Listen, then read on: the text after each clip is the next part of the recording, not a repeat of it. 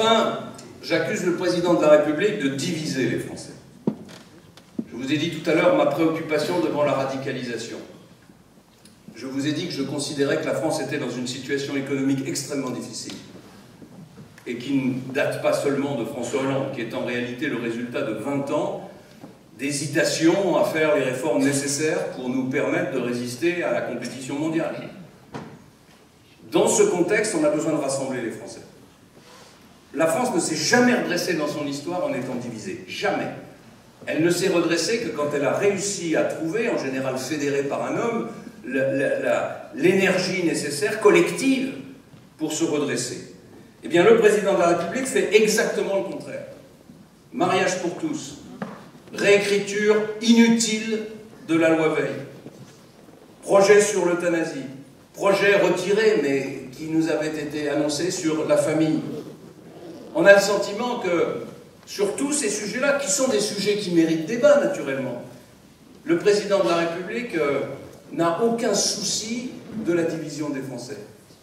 Il veut imposer sa vision idéologique de la société. Et il veut le faire en brutalisant une partie de nos concitoyens qui ne l'acceptent pas. Moi, j'ai combattu le mariage pour tous parce que c'est contraire à mes convictions personnelles.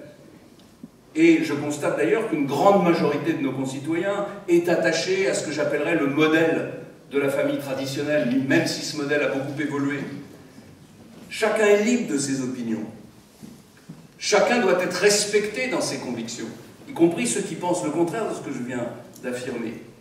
Mais je veux dire que la famille, ça n'est pas une valeur ringarde.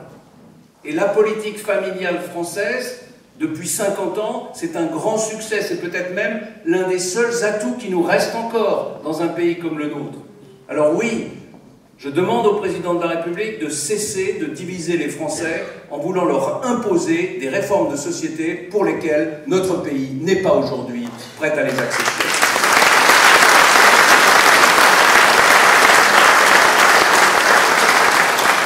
En réalité, je vais aller plus loin. Je demande au président de la République de cesser de s'ingérer dans la vie privée des Français. Et c'est ça le vrai sujet.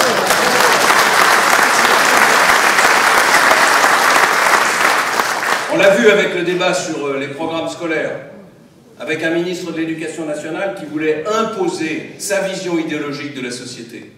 Et s'il y a eu une réaction aussi violente de la part, violente je veux dire par l'importance de la réponse, à cette affaire de la théorie du genre enseignée à l'école, même si sans doute une grande partie des craintes qui étaient celles de nos concitoyens étaient vaines parce que l'immense majorité des enseignants n'avaient aucune envie de véhiculer cette théorie. Mais s'il y a eu cette réaction, c'est parce que les Français estiment qu'on va trop loin dans ce que j'appellerais empiéter sur la vie privée, se mêler du fonctionnement de la famille, remplacer les parents dans l'éducation des enfants. Eh bien, ça n'est pas le rôle de l'école, et de toute façon, elle ne pourra jamais remplacer le rôle des parents dans l'éducation des enfants.